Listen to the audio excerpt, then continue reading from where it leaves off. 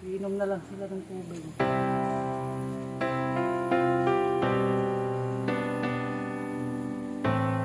Nakakadurog ng puso, mga ka-joy po. Kasi sa lahat ng mga in-interview ko talaga, ngayon lang ako naka-interview ng ganito yung mga batang ganyan kaliliit. Yung alam nila yung hirap ng buhay. Na halimbawa, wala silang pagkain, iinom sila ng tubig, tapos itutulog na lang nila.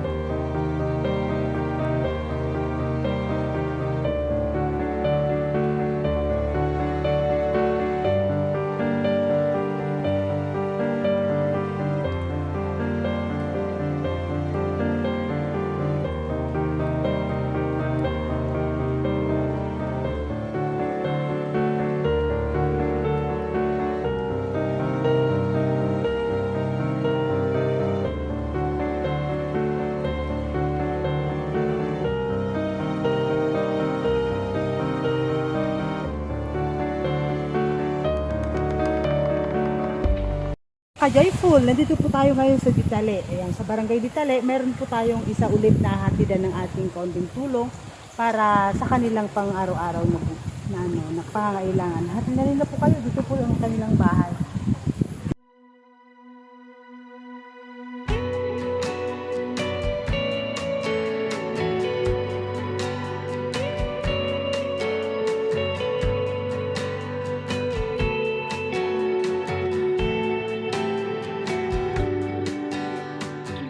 Hapon po. May asa po kayo? Wala. Wow. Nasaan po si Mister? Mister niyo po? Sa di mabuno po. Kasi di mabuno. Ay, kaya pala. Anong nga pangalan mo ate? Mary Rose. Kapatero. Kapatero. Tapos yung asawa niyo po? Dennis Hardin. Dennis Hardin. Ayan. Ito po mga ka-joyful si Ate Mary Rose. Ayan. Dito po sila ngayon nakatira dito sa may barangay dito po. Ayan. Ito po ang kanilang bahay. Nasaan po si Mister? Asawa niya ate. Mabuno. Ano pong ginagawa niya doon? Ginawa niya po yung singsing. Ay, kinuha niya. So, ibig sabihin mayroon po siyang trabaho. Ano pong trabaho? Bubuhat po ng bato. Borders po. Ay, nagbubuhat ng bato. Ayan, nandito po kami Ate Mary Rose. Ayan, kasi mayroong nakapagsabi sa amin na gusto niyang ikaw din yung mapili namin para mabigyan ng kahit konting tulong. Kaya may dala po kami ngayon. Ayan, ito po ang bigas at saka konting grocery po. Ayan, pwede po akong umupo. Ilan po ang anak niya Ate Mary Rose? Ilan anak niya? Dito po namatay po sila. Dito. Ilan lang lang dito? Dalawa, tatlo lang yata sila. Sana simulan po. Ay. Upo na ako ate ha. Ayan. Interviewin muna natin si ate. Ayan. So ilang taon na po yung pangalan mo ate?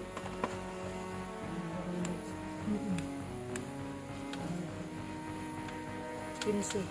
Ay, 15. Tapos yung pangalawa, Yung pangalawa. Mali. so itong yung 15 years old mong anak, doon sa San Jose. Anong ginagawa po niya doon? Nag-aaral? Nagupat po siya ng nagtatanong po ng kalan. Lalaki po siya? Ay, lalaki. So ilan na lang anak mong nag-aaral ate? Yung pong panganay po. Yung 8 years old? Ako po pinag-aaral po. Yung kasi. Sa Pangasinan. Ba't ang lalayo naman nila? So, ibig sabihin, may mga kamag-anak ka sa San Jose at saka sa Pangasinan na tinitira ng mga anak mo. Yun po ang bahay ng tatay. Ay, tubong Pangasinan ka ate. Ay, yung asawa ko rin tubong Pangasinan. Saan ka sa Pangasinan? Ang organic. Ordaneta. Sa akin, sa Manilo ang asawa ko. So ate, bakit paano ka napadpad dito sa sa Aurora? Binubuno kasi yun. Oo, paano kayo nagkita ni ni Kuya Hardin? Magbabakal bote siya dati. Gumakalbote siya. Tapos, saan kayo unang nagkita? Nasa Masi. Sa San Jose. Nakarating siya ng San Jose. Narating siya. Wala, ang ingay ko naman. Baka magising yung mga anak mo. Nabalitaan ko nung nanganak ka, kailan lang yun. Namatay, bakit? Kulang ng buwan? Gusto ko kaya lang ito. Nahuli po yung ulo eh. Suhi, ganon. Mas nauna yung paa niya kasi yung Nakadapang ulo. lumabas. Oo, siguro nawalan ng Wala akong- oxygen. Nasalinan ako ng dugo. Ay, binugo ka rin. Dugo ko dito sa bahay. Oo, kaya ikaw yung na-rescue nila, no? Ano po? Nahihilo na ako, tinulog ko na. Pangalan na. Ganyan na lang. Hindi mo ba inisip yung mga anak mo may iwan? Halimbawa, pag nawala ka, paano naman yung mga anak mo? Nahihilo pala po ako talaga. Tinulog ko. Ay, nung nararamdaman mo na yun talagang gustong-gusto mo nang matulog, kaya tinulog mo na lang. Pero hindi pa will yun ni God na mawala ka kasi kailangan ka pa ng mga anak mo, di ba? Ayan. So, halimbawa, si mister mo, sila kayo mo. Ilan naman yung kita niya? Halimbawa, sa isang araw o kada kanya ng trabaho niya sa pagbabato, ilan ang kita niya, ate? Sa isang araw, 500. So, ibig sabihin, nagkakasya naman yun sa inyo. So, ibig sabihin, araw-araw naman po siyang nagtatrabaho. Ate, kung magkano naman yung mga binibigay sa'yo ni mister mo, paano mo yung pinagkakasya dun sa mga pangailangan mo? Hindi na nagbibigay sa akin ng pera. Ay, siya na ang siya nang bumibili. Ay, kasi siguro sinasabi, iniisip niya, tatawid ka pa ng ilog. Ayan, tapos may mga, ang layo naman ng tindahan dito. Ano po? Ay, malapit. Doon. So, hindi siya nagbibigay, siya na lang ang lumalabas lagi kasi siya naman yung Madulas kasi yung mga bato. Baka madulas ako din. Oo. Kahit gano'n ate, sobrang hirap ng buhay. Dapat wag pa rin tayong mawalan ng pag-asa. Ayan.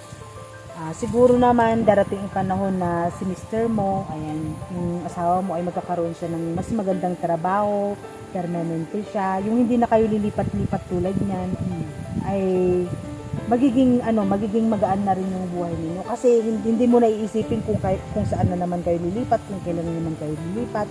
Tapos yung mga anak mo, syempre makakasama mo na silang lahat. Ayan. Kaya wag tayong mawalan ng pag-asa ate. Ayan. Ang kakapitan lang natin ay sino ang dapat natin lapitan kapag nahihirapan tayo sa buhay? Ayan, si Lord. Ayan. Ayan, meron pananampalataya si ate. Ipagpatuloy mo yung ate ha. Lagi kang manalangin kasi sobrang hirap ng buhay. Alam naman na, hindi na mawawala yung hirap ng buhay. Nandyan na yan. Pero kapag lagi tayong lumalapit kay Lord, ayan, siyang magbibigay sa atin ng kalakasan, ayan, kalusugan, tapos lahat ng mga pangangailangan natin siyang magpapabay. Kaya natin. So, maraming salamat sa'yo kasi pinaunlakan mo kami na nandito ngayon. Alam mo ba na napupunta kami dito o inaasahan mo ba or wala sa isip mo talaga? Ayan, so na-surprise ka. Ayan, kaya sabi ko kanina, nagtatao po ako. Ano po yun? Siguro nagtataka ka kung bakit Pero may nakapagsabi kasi sa amin. So yun yung hindi inaasahan na blessing na darating sa iyo. Natin. So kapit lang, lagi tayong manalangin. Dapat magkaroon tayo ng pananampalataya, ng faith na si God, si Lord laging nandiyan para sa atin. Yung mga ibon nga, na nabubuhay pa rin sila kahit hindi nagtatrabaho. At tayo pa kayang mga tao. Maraming salamat. Ay, halimbawa, mayroong sa atin, nakakapanood, tapos gustong tumulong, halimbawa. Ano naman para sa'yo yung kailangan mo o kaya gusto mong hingin sa kanila? Yung yero sana. Kasi pag umuulan nababasa kami sa mga. Ayan, yung yero. Kasi yung kubo is nakisilong lang kayo sa kubo. Pawid po kasi ang kanilang Halika ate, ituro mo. Wala din mabuti. Halika, ituro mo ate yung bubong. Yung sinasabi niya mga ka-joyful is yung nila. Ayan, bubong kasi, pag malakas daw pong ulan, ayan, ito lang po yung kanilang bubong. Ayan, pawid po. Tapos ito, lona lang kasi yung kanilang dingding. Siguro mas maano yung yero kasi kapag sobrang lakas po talaga ng ulan ay talagang mababasa po sila sa loob. Ayan, kasi pawid lang po yung kanilang bubong. Ayan, baka sakali merong kayong viewers atin na makakapanood. Malay mo, pag nagbigay ng yero, ayan, sa susunod na araw or sa next week or di mo maasahan, nandiyan na yung yero para Bababa pa rin. ikakuan natin dito sa kanilang tirahan. Kasi kawawa yung mga bata, mga ka-joyful. Ayan, itong mga ito ay galing sa isang sponsor natin. Tatawagin na lang natin siyang Mami D. Ayan, ang nagbigay nito ay si Mami D. Ayan, kumakain na yung yung anak ko kasi nagugutom na daw, hindi pa daw po siya kumakain. Ayan. Anong lasa, bebe? Masarap ba? Ay, masarap daw. Ayan, enjoy kasi hindi pa daw po siya kumakain. Itong mga to ate is galing kay Mami D. So, gusto mo bang pasalamatan si Mami D? Sabihin mo na lang, pasalamat ka kay Mami D. Maraming salamat po sa binigay niyo po sa akin. Ayan, sobrang pasalamat niya.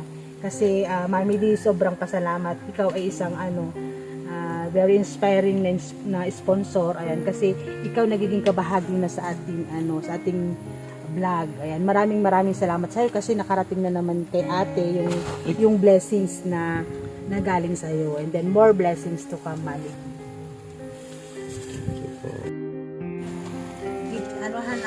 Tatanungin kita. Bakit ilang taon na kayong kasal ni Kuya? Kasal ba kayo ni Kuya?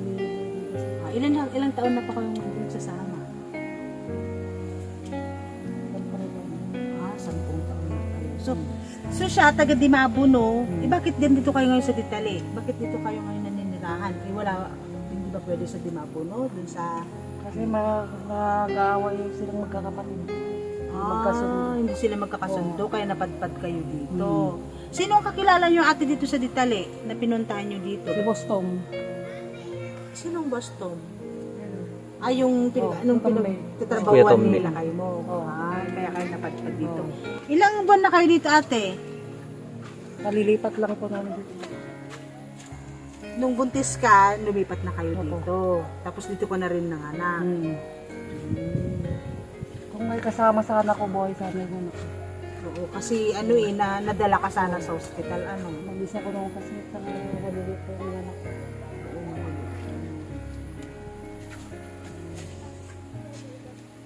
Kapag halimbawa ate, wala nang trabaho yan si Mr. mo. Halimbawa, tapos na yung project din na pinapagawa. Saan nyo nabalak tumira ulit?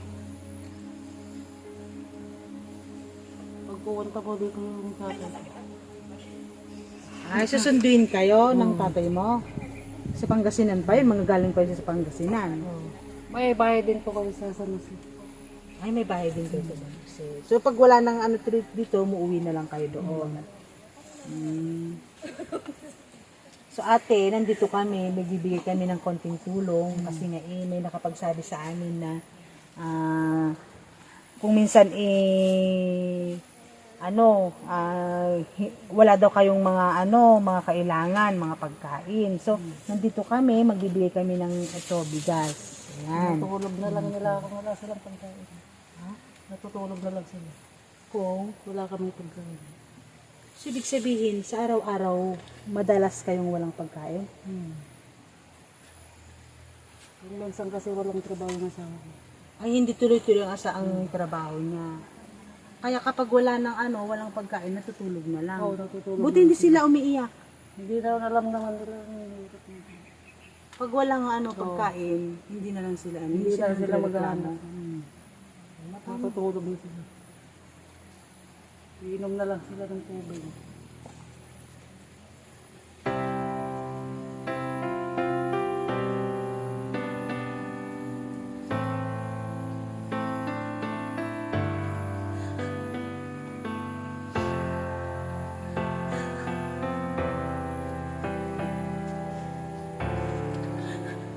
Nakakadurog ng puso, mga ka-joyful.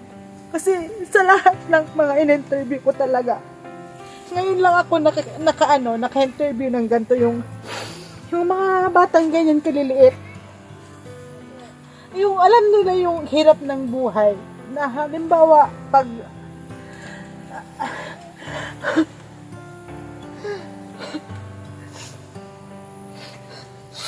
yung halimbawa, wala silang pagkain, iinom sila ng tubig, tapos itutulog na lang nila.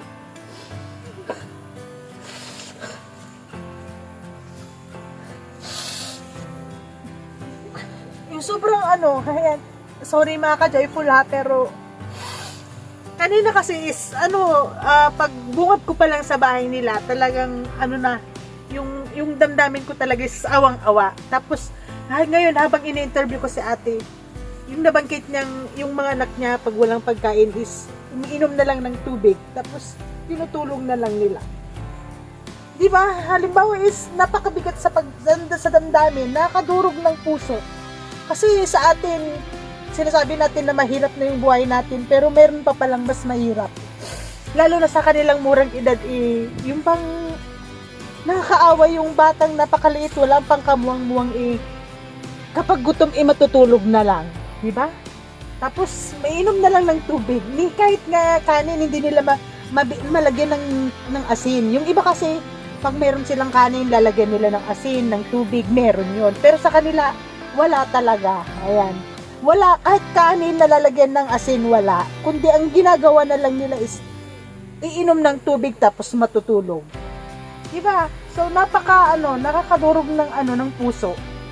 Ayan. Ate, ano na lang ginagawa mo pag halimbawa, wala na kayong pagkain, tapos yung mga anak mo natutulog na lang. Anong nararamdaman mo, ate? Anong sinasabi mo sa sarili mo? Halimbawa, pinapanood mo silang gutom, tapos sila, matutulog na lang sila. Ano na lang naisip mo? Ha? Ayan, umiiyak na lang siya. Ayan, ako din.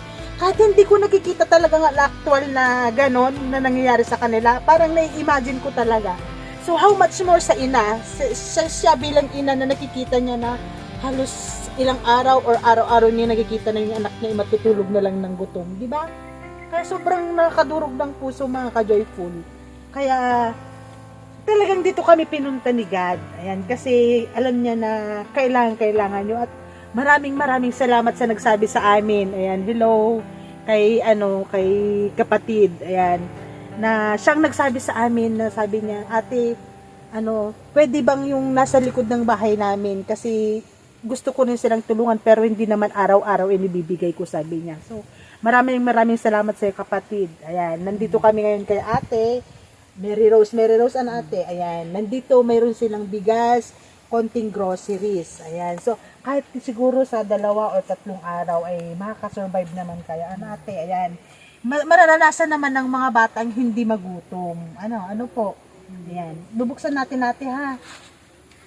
Ayan. Ito, bigas yan, 5 kilo. Malambot ito, ate ha, malambot. Kaya yung tubig niya, wag masyadong marami. Ayan, bibigyan natin sila ng, biskuit mga ka-joyful. Halika na. Gusto mo ito, anak? Ayan, gusto nito. Yung mga kapatid niya is nakatulog pa.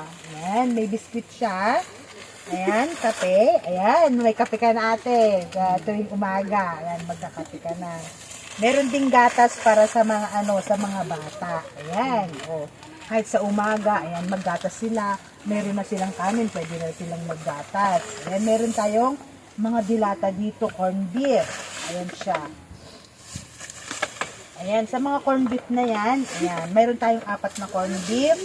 Ayan, meron din silang noodles. Ayan, and then, meron na kayong sabon. Maganda naman yung ilog. Ate, dyan na kayo naglalaba. Ayan, may sabon na kayo dito, bareta, tapos may shampoo na rin. Ayan. So, ito, kahit 2 or 3 araw, makakasurvive naman sila mga kadyo. Bago kami alis, magpipray muna tayo. Ayan. Maraming Diyos, mga kapangyarihan sa lahat. Maraming salamat po, Panginoon, sa araw na ito. Maraming salamat, Panginoon, sa buhay ni Ate Mary Rose, sa buhay ng kanyang mga anak, Panginoon. Maraming salamat po sa iyo, O God. Maraming salamat din po, Panginoon, sa blessings na patuloy mong pinagkakaloob sa bawat isa sa amin, sa kalusugan, Panginoon, at patuloy mong iginagawad sa bawat isa sa amin. Narito po, Panginoon, ang pamilya na Ate Mary Rose. Ikaw, Panginoon, ang patuloy na kumatagpo sa kanila, Panginoon, anuman ang kanilang pangangailangan, lalo na po, Panginoon, ang kanilang pangangailangan financially. Ikaw po, Panginoon, ang the great provider, O God. Ikaw, Panginoon, ang kanilang lalapitan. Ikaw lamang, Panginoon, at wala ng iba. Maraming salamat sa iyo, O God, at ang kanyang mga anak, Panginoon, ay patuloy mong gabayan, ang kanyang asawa, Panginoon, sa araw-araw ng kanyang trabaho.